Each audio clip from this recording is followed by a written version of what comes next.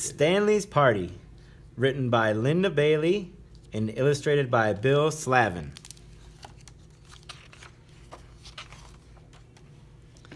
Stanley knew he was not supposed to sit on the couch, but his people went out a lot, and they never came home before midnight.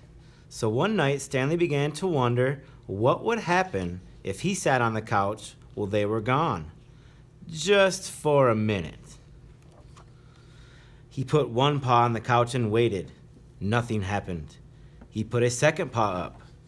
Slowly, Stanley dragged his whole huge body onto the couch. He sat there nervously listening. He waited for someone to yell, "Stanley, off the couch!" But no one said a thing.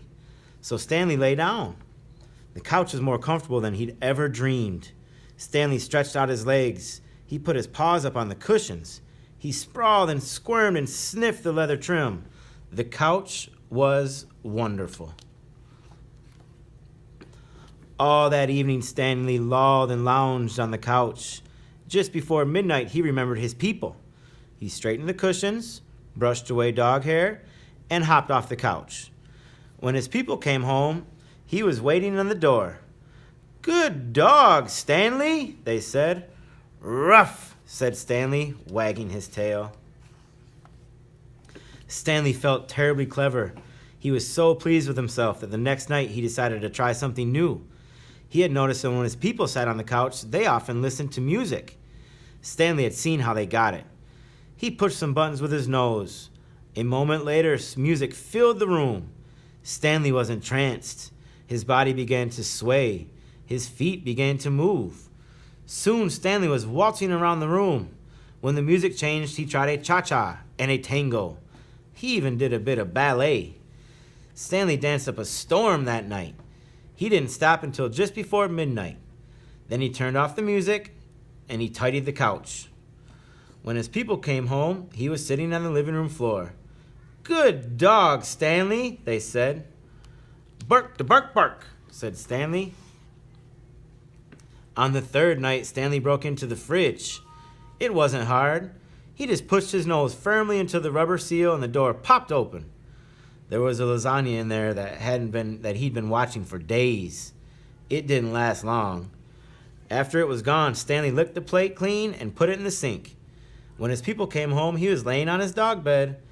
"Good dog, Stanley," they said. "Burp," said Stanley. Stanley couldn't believe his new life. Now he didn't mind at all when his people went out. As soon as they left, he sat on the couch. He sashayed and shimmied to the music. He nibbled and noshed from the fridge. "I'm having so much fun," thought Stanley. But after a couple weeks, he realized that something was still missing. And one day when Stanley's people took him to the dog park, he figured it out. He was tired of having fun alone. Stanley trotted over to his best friend Alice. "How'd you like to come over to my house this evening?" said Stanley in dog talk. "What for?" asked Alice.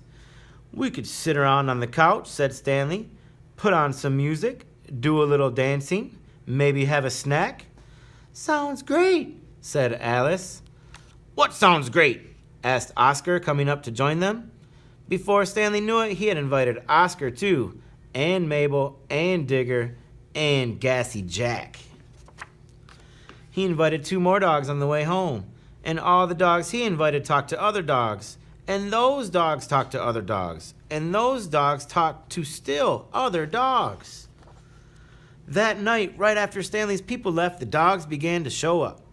At first, they came in 2s and 3s. Then they arrived in packs.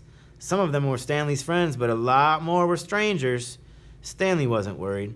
"The more the merrier," he said. It wasn't long before the house was jammed with every kind of dog you can imagine. Shaggy dogs, bald dogs, dogs with wrinkles, dogs with fleas, humongous dogs, weensy dogs, dogs with floppy ears. They filled the rooms, they packed the stairs, they flowed out onto the porch and lawn. Drooling dogs, dainty dogs, dogs that needed a bath. "Anyone hungry?" asked Stanley, popping the fridge door open. Dogs poured into the kitchen. "Help yourselves," said Stanley. Soon the fridge was bare. "Anyone care for some music?" asked Stanley. He put on some rock and roll. The dogs went wild. They stomped, they boogied, they bebopped and jived, they twisted and jiggerbugged and mashed. They danced until their paws were sore. They danced till the whole house shook. And who do you think danced hardest of all? Stanley. It was the best doggone party a dog ever had. It was also the only night ever that Stanley's people came home early. At first, they didn't say anything. Then they said together very loud, "Stanley, bad dog!" All the dogs except Stanley had to go home. Stanley still had to help his people clean up. It took 2 whole days. After that, whenever Stanley's people went out, they took Stanley out with them.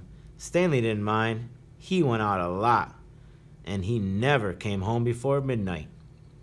As for the party, well, this all happened a long time ago. But in Stanley's neighborhood, the dogs still talk about that night. And the dogs that were there told other dogs. And those dogs told still other dogs. The story spread until dogs all over the country heard it. Then dogs all over the world. And now, wherever dogs gather, from Turramurra to Timbuktu, they tell the story of Stanley's party. If you don't believe me, ask your dog.